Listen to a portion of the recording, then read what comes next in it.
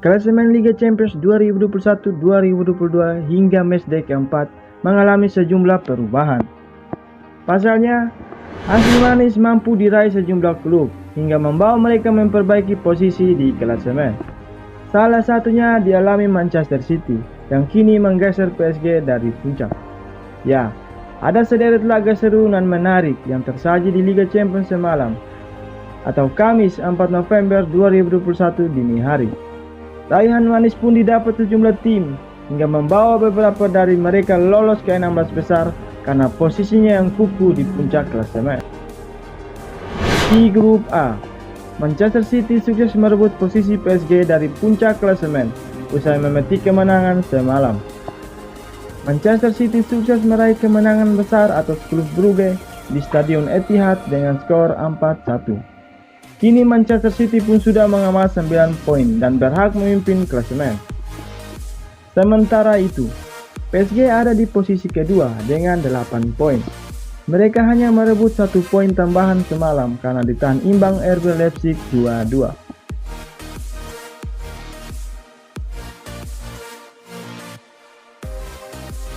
Beralih ke grup B, Liverpool masih mengukuhkan dirinya sebagai pemimpin klasemen usai tampil fantastis di hadapan publiknya sendiri saat menjamu Atletico Madrid. Laga yang digelar di Stadion Anfield itu rampung dengan skor 2-0. Berkat kemenangan ini, seret julukan Liverpool dipastikan lolos ke babak 16 besar dan bahkan menjadi juara grup. Sebab koleksi 12 poinnya sudah tak mungkin dikejar oleh para rivalnya di dua laga tersisa. Kini Liverpool dibuntuti oleh FC Porto yang mengemas 5 poin usai menahan imbang AC Milan dengan skor 1-1. Ya, Milan sendiri akhirnya merebut poin pertamanya di Liga Champions, meski tetap tak bisa membawa mereka bangkit dari dasar klasemen.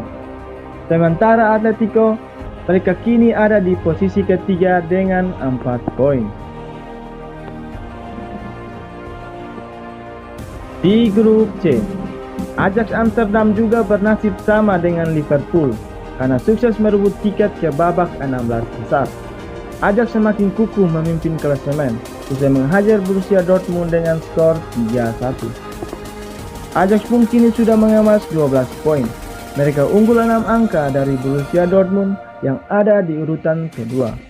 Sementara itu, Sporting Lisbon menempel ketat Dortmund di papan klasemen dengan koleksi poin sama, yakni 6 angka.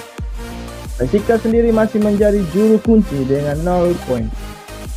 Di grup D, Real Madrid sukses mengambil alih posisi sebagai pemimpin klasemen.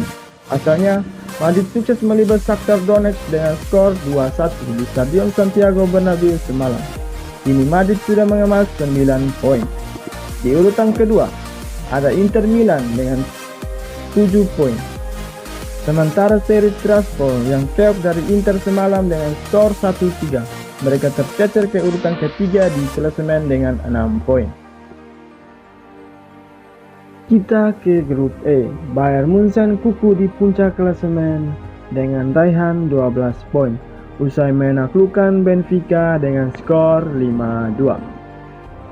Di urutan kedua ditempati oleh FC Barcelona dengan raihan 6 poin usai menaklukkan Dinamo Kiev dengan skor 1-0.